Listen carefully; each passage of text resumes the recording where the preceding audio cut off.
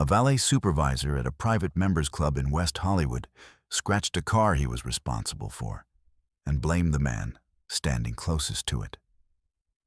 Not because the man had done anything, not because there was any evidence, because the man was standing there, and the scratch was there, and the story needed to go somewhere fast. The man he blamed was 63 years old, recently widowed in West Hollywood for the first time in 11 years, wearing a tan windbreaker that had seen better days. He had been walking past the valet stand on his way to the front entrance when it happened. He had not touched the car. He had not come within 4 feet of it. He had been watching a bird on the roof of the adjacent building and thinking about something his wife used to say about birds. His name was Arthur Finch, and he was about to have the worst 20 minutes of his recent life. The car was a dark green vintage motorcycle, not a car, technically, a 1973 Norton Commando that had been left with the valet 40 minutes earlier by a man in a gray jacket and dark jeans who had asked them to keep it near the entrance and had been polite about it in the specific way that people are polite when they are not expecting to need to be. The man in the gray jacket was still in the building. He had come outside 5 minutes ago for some air. He was standing 30 feet away, near the garden hedge at the side of the entrance, mostly in shadow, when the rear panel of his motorcycle met the valet stand's metal corner post and produced a sound that was small and precise and very final. He had seen all of it, every part. What happened in the next 16 minutes would change what Arthur Finch thought about strangers for the rest of his life. There is a private members club on Sunset Plaza Drive in West Hollywood called Terrace and Vine. It sits behind a low stone wall and a line of mature olive trees that have been there longer than the building has. Their trunks the color of old pewter, their branches casting the kind of irregular shade that cannot be designed and cannot be bought. The entrance is a pair of dark wood doors set into a whitewashed wall. With no sign outside, just a small brass plate engraved with the address. If you need to know what the place is, you already know. Membership costs $4,200 a year and requires 2 existing member endorsements and a review process that typically takes between 6 and 14 weeks. There are currently 311 members. The waiting list has 47 names on it. Inside, the club occupies 3 levels of a converted 1940s residence. The ground floor is a bar and a library. The second floor is a dining room with a terrace that looks south toward the city. The third floor is for private events and is booked 11 months of the year.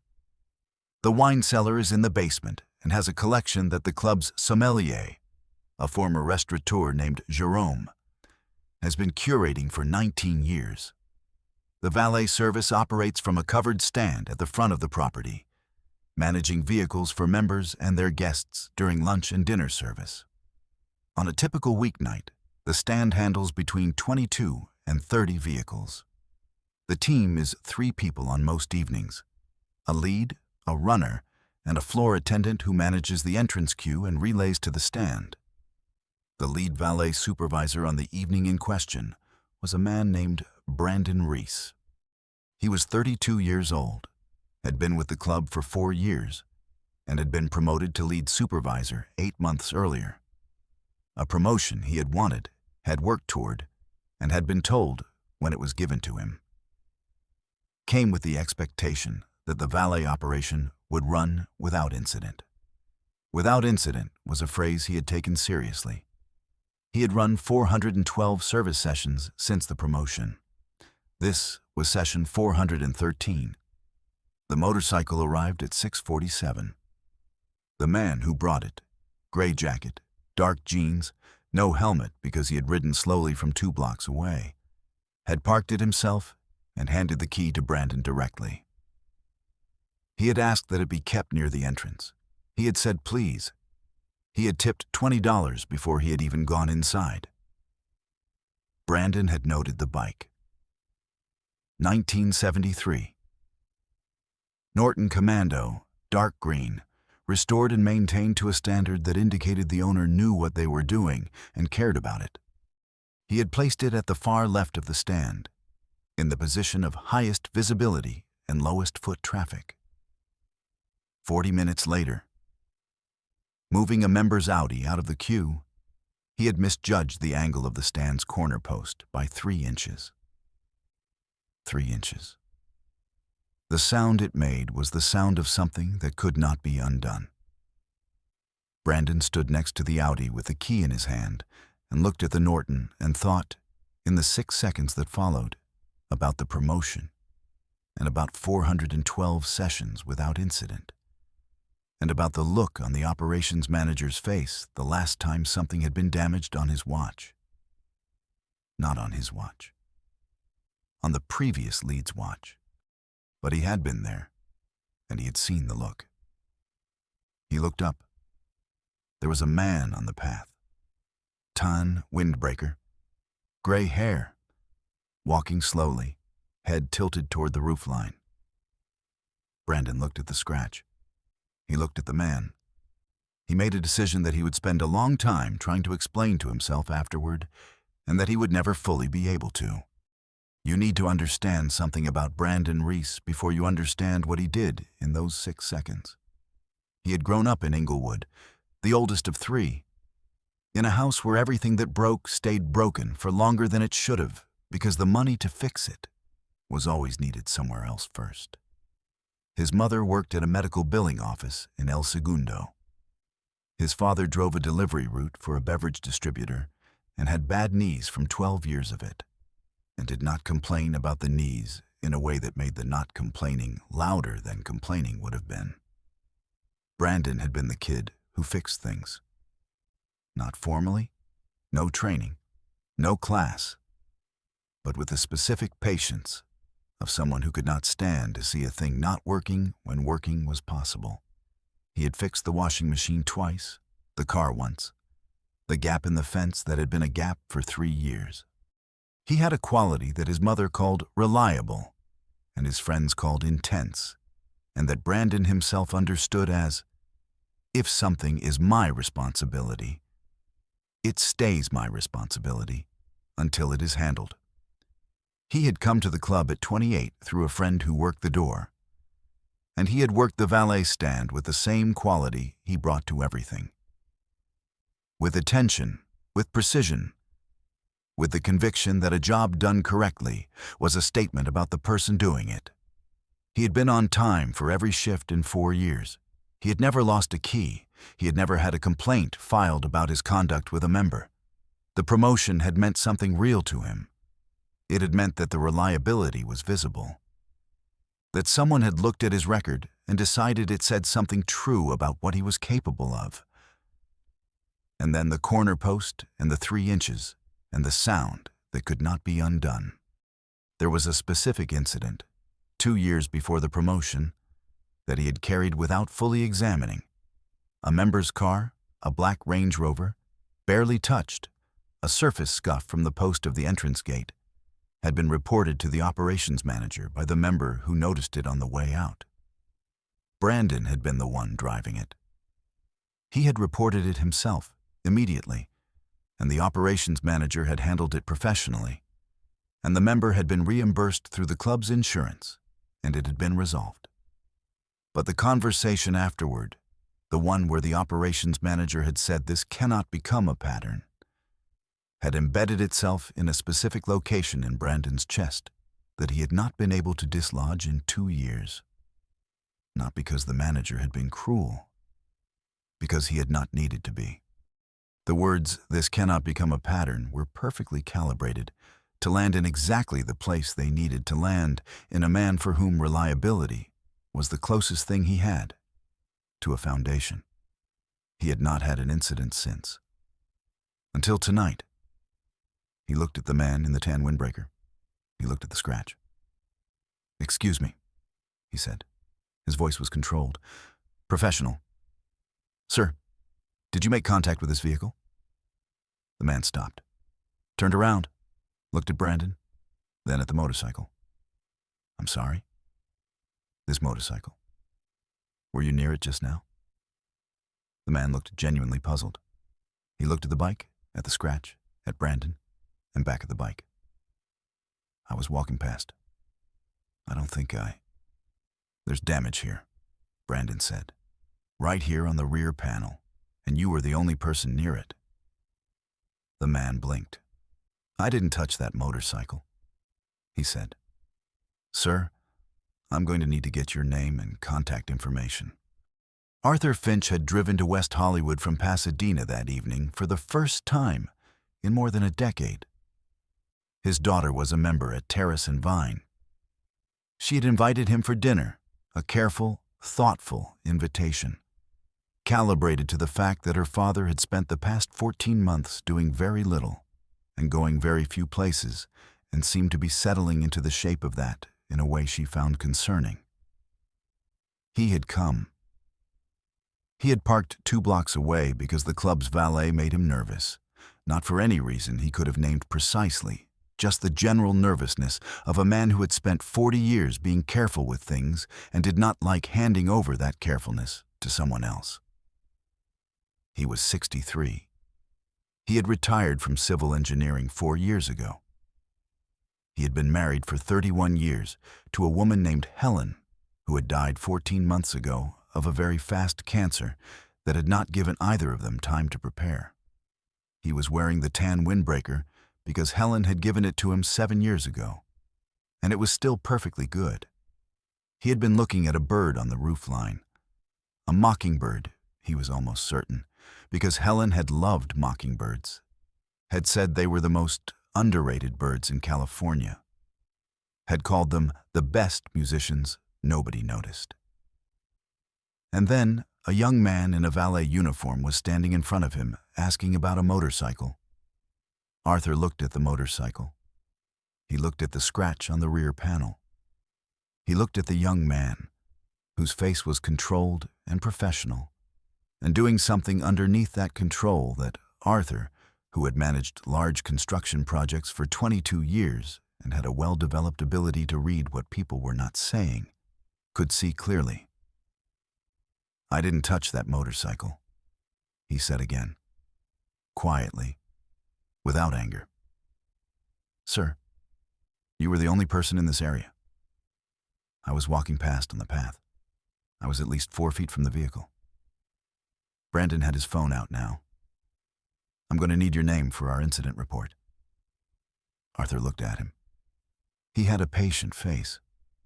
The face of a man who had absorbed a great deal in 14 months and had arrived at a kind of stillness on the other side of it that was not resignation, but something more deliberate. He looked at the young man in front of him and saw clearly what was happening. You know I didn't do this, Arthur said. Brandon did not blink. Sir, I just need your name. Young man. Arthur's voice was very even. You know I didn't do this. A silence. It lasted 4 seconds. During those 4 seconds, a man stepped out of the shadow of the garden hedge 30 feet away and walked toward the valet stand. Gray jacket, dark jeans, unhurried. He stopped next to Arthur Finch. He looked at the scratch on the rear panel of the 1973 Norton Commando. He looked at Brandon Reese. I saw what happened, he said. Brandon looked at the man in the gray jacket. Something in his face changed, not visibly, not in any way that a passing observer would have caught, but in the way a person's face changes when they have looked at a situation and understood in a single second that the situation has fundamentally altered. Sir, he said. His voice was still controlled. This is a matter between the club and... The motorcycle is mine, the man said. He said it simply, without emphasis, the way you state a fact that does not require emphasis. I left it with you at 6:47. You parked it at the far left of the stand. And about 4 minutes ago, you caught the rear panel on the corner post of the stand when you were moving the Audi out of the queue. Brandon said nothing. I was standing over there, the man said. He indicated the hedge with a slight tilt of his head. I saw the whole thing. Arthur Finch was standing very still. A member, a woman in her 60s, silver hair, linen jacket, had come through the entrance doors and paused on the step. She had the specific quality of attention of someone who has registered that something is happening and has decided to understand it before moving. Brandon looked at the motorcycle. He looked at Arthur. He looked at the man in the gray jacket. "I apologize," he said, "to both of them." But he was looking at Arthur when he said it, and the apology was directed at Arthur, and Arthur received it with a slight nod that was not forgiveness. That was a larger process, but was an acknowledgement that the word had been said. Then he looked at the man in the gray jacket. "Sir, I understand the motorcycle is yours. Our insurance will cover—" "I know it will," the man said. "That's not what I want to talk about." He looked at Brandon with the same expression Arthur had received, attentive, without heat, the look of someone who has decided they are interested in what is actually happening, rather than what they are entitled to make happen. "What I want to know," he said, "is what made you decide this was the right move." Brandon opened his mouth, closed it. The woman on the step had not moved. The runner, a 19-year-old named Omar, who had been at the stand for 3 months, was standing near the Audi with his hands in his pockets, watching, not pretending he wasn't. "I need to ask you that," the man said, "because I need to understand the answer before I decide what happens next." He looked at Arthur. "This is Arthur Finch," he said. He had heard Arthur say his name to Brandon. He had remembered it. "He drove here from Pasadena. He's having dinner with his daughter. He was looking at a bird on the roof when this happened, and he didn't come within 4 feet of my motorcycle." He looked back at Brandon. "And you knew that?" Brandon said nothing. "You knew it?" the man said again, not as accusation, as a plain, verifiable fact. "And you asked him for his name anyway?" The woman on the step said quietly, and to no one in particular, "Oh my." Brandon Reese stood in front of the 1973 Norton Commando with the valet key in his hand and felt, with a precision that was almost physical, the specific weight of 412 sessions without incident pressing against the one session that now defined the shape of all of them. "I panicked," he said. He said it quietly. He had not planned to say it. It came out because it was true and because the man asking the question was looking at him in a way that made it very difficult to say anything other than the truth. "I know," the man said.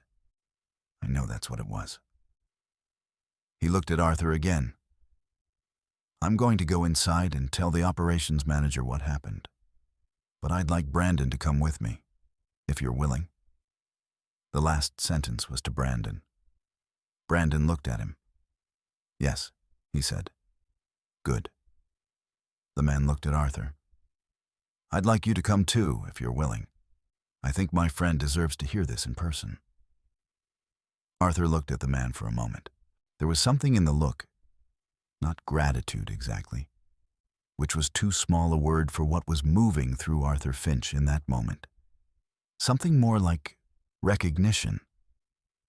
The recognition of a man who had been seen clearly in a moment when being unseen would have been very easy. "All right," Arthur said. The 3 of them went inside. Omar stood at the stand alone. He looked at the scratch on the Norton.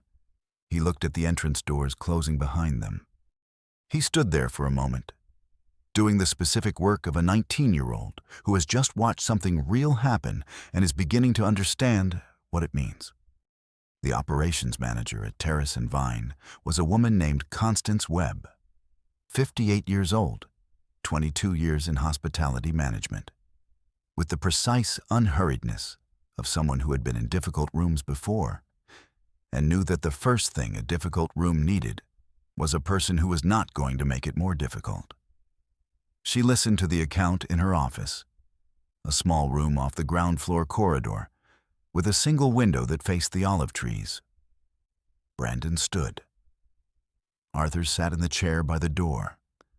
The man in the gray jacket sat across from Constance. He told it plainly and in order. The parking at 647, the position of the motorcycle, the sound of the corner post at 728, what he had seen from the hedge, what he had heard Brandon say to Arthur. Brandon did not interrupt. He did not add to it or correct it. He stood with his hands at his sides and his face doing nothing that could be described as composed and everything that could be described as present. When the account was finished, Constance looked at Brandon. "Is that accurate?" she said. "Yes," Brandon said. She held his gaze. "All of it?" "All of it." She was quiet for a moment. Then she looked at the man in the gray jacket. "I apologize," she said, "for the damage and for what Mr. Finch was put through."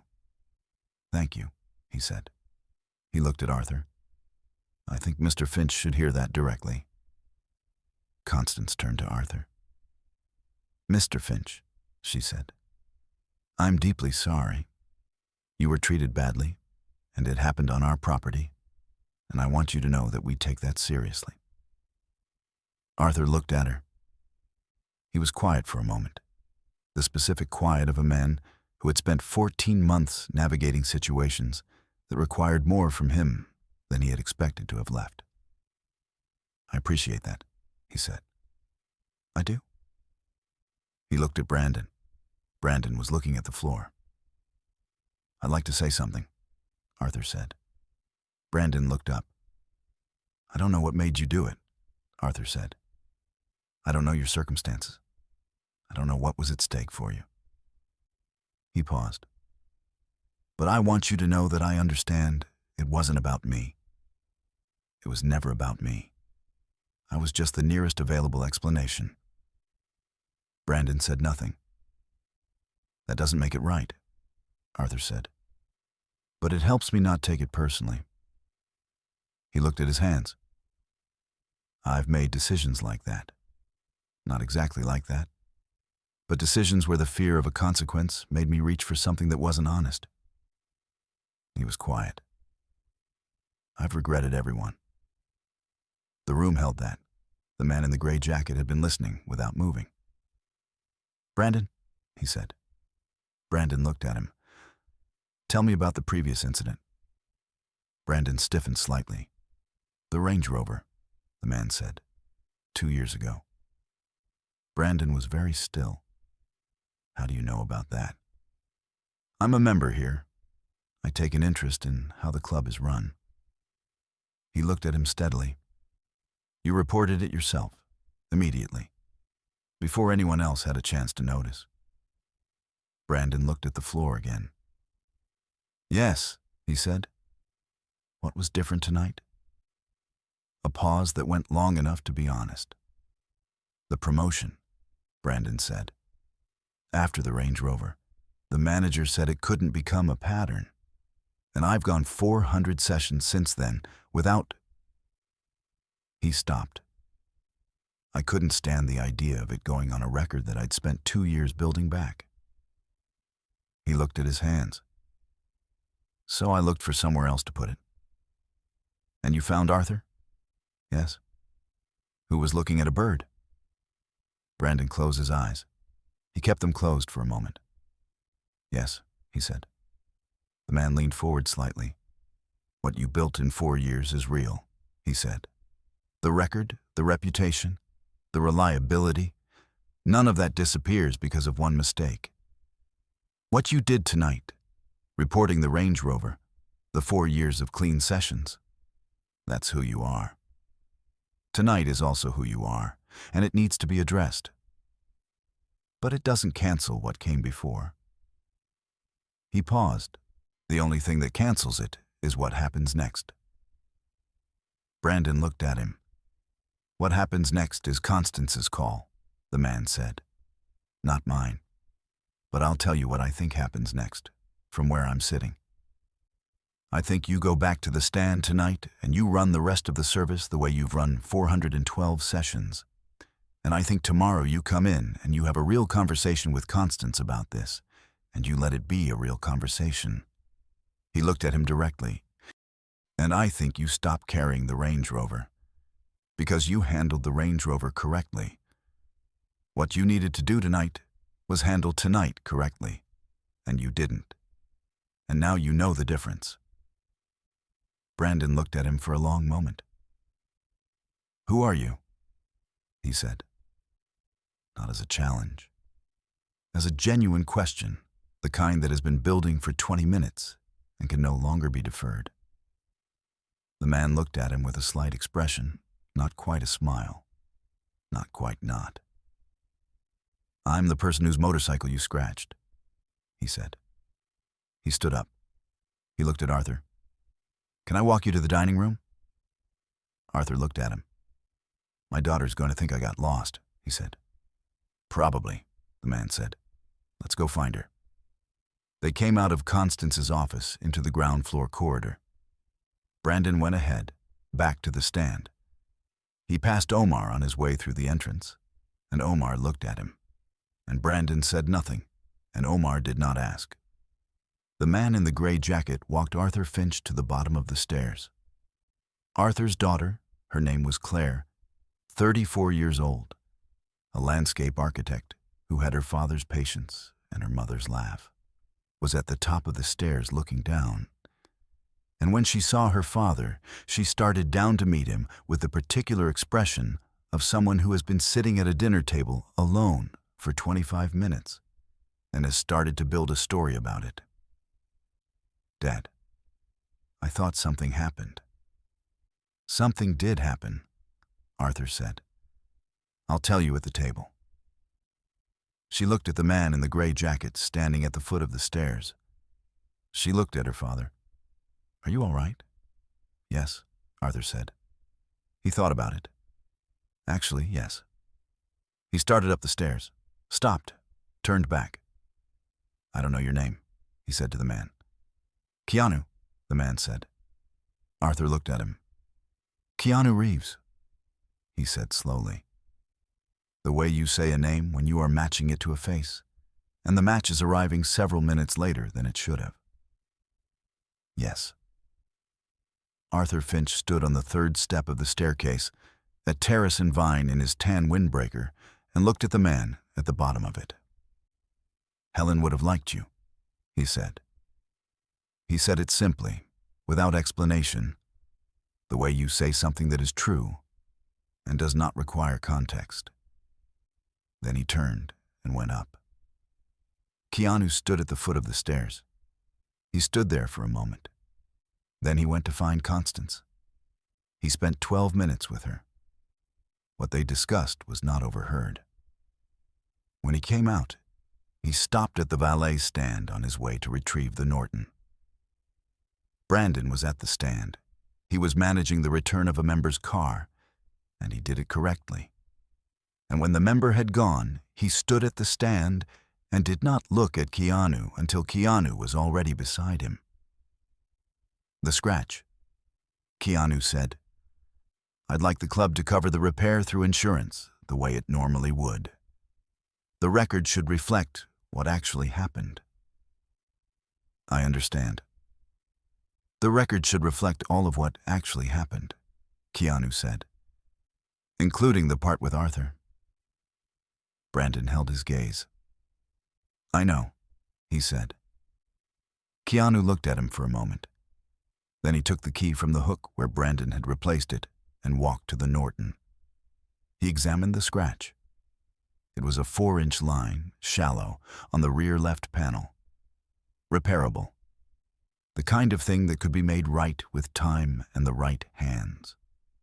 He put the key in, started the engine, and rolled out of the stand. Omar watched him go. He stood at the stand in the mild West Hollywood evening and thought about the bird Arthur Finch had been watching. He had not known about the bird. He had only seen the scratch and the man in the windbreaker and Brandon asking for a name. He thought about how much had been happening that he hadn't seen. Brandon Reese came in the next morning at 8:15, which was 45 minutes before his shift started. He asked for Constance. They met in her office for 31 minutes. He gave a full account in writing of what had happened at 7:28 the previous evening. His exact words, the exact sequence, his reasoning, or the thing that had passed for reasoning in those 6 seconds. He did not minimize it. He did not add context that made it more understandable than it was. He wrote it the way a civil engineer might have written an incident report, accurately, specifically, without editorializing. Constance read it. She put it in the file. Then she told him what his consequence would be. 2 weeks off the lead position, a formal note in his personnel record, and a return to the lead role on a 90-day review period if the remaining months of the year were clean. Brandon nodded. He had expected worse. He had been prepared for worse. The fact that it was not worse was something he would sit with for a while, because sitting with the gap between what you deserve and what you receive, in both directions, was something Brandon Reese was beginning to understand was important. He went to the stand. He worked the morning service as floor attendant, handing the lead position to the woman who had held it before his promotion. She was 29, efficient, and said nothing about the situation. She just ran the stand correctly, and Brandon ran it correctly beside her. And the morning went without incident. At 11:47, a man arrived on a dark green Norton Commando. Brandon was at the stand. He took the key. "Near the entrance?" he said. "Please," Keanu said. He paused. "How did this morning go?" Brandon looked at him. "I talked to Constance." "Good. 2 weeks off lead, 90-day review." Keanu nodded. "That's fair," Brandon said. He said it like someone who has done the math and accepts the answer. Keanu looked at him for a moment. Then he went inside. He had a lunch with a screenwriter on the second-floor terrace. The lunch ran 2 hours and 12 minutes and covered a script the writer had been developing for 3 years and that Keanu had been quietly interested in for 8 months.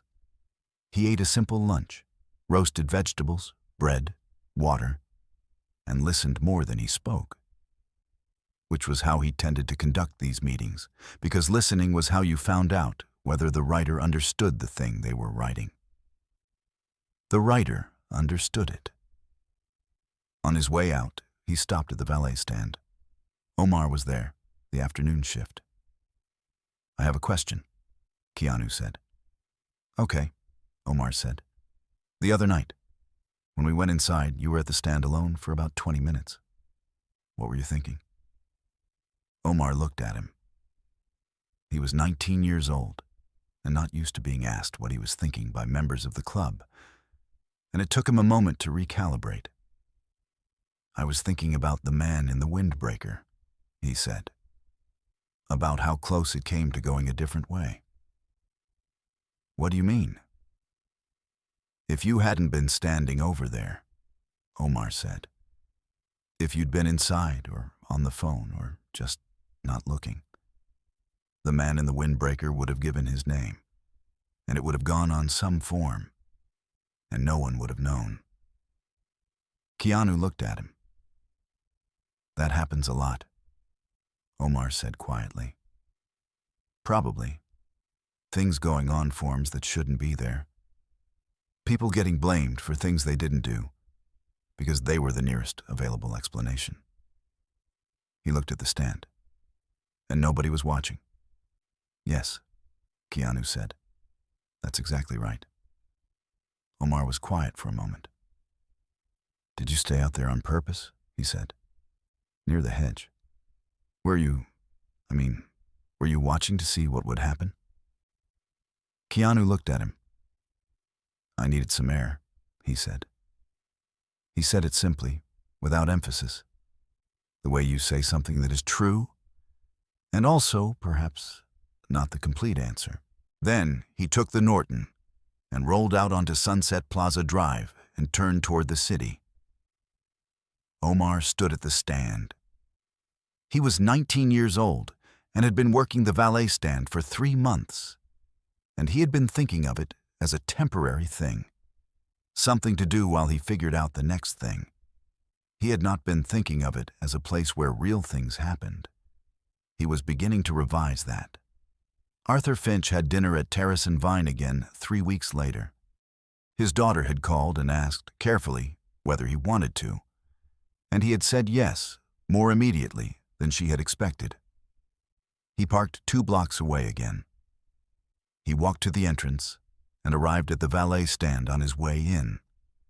And the young man at the stand, not Brandon, someone new, a woman named Rosa who had started the previous week, said good evening and asked if she could help him.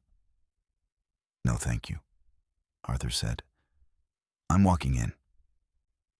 He paused. He looked at the stand and the olive trees and the dark wood doors with the brass plate. He thought about Helen and mockingbirds and the specific grace of being seen by a stranger in a moment when invisibility would have been very easy. Then he went inside. 2 years later, Omar left the valet stand for a position at a logistics company that managed fleet operations for a group of hotels in the city. He was good at it, very good, in the specific way that people are good at things that require attention and patience, and the willingness to see what is actually happening rather than what is easiest to assume. On his first week, his manager asked him what he thought the most important quality was in managing a team. Omar thought about it. "Watching," he said. "Not waiting to be told, as just watching. So that when something goes wrong, you already know which part of it was the true thing and which part was the convenient story." His manager looked at him. "Where did you learn that?" "A parking stand in West Hollywood," Omar said. His manager waited for more. Omar smiled. "Long story," he said. "I keep coming back to the 6 seconds. Not the 20 minutes in Constance's office. Not Arthur on the stairs. Not even Omar at the stand.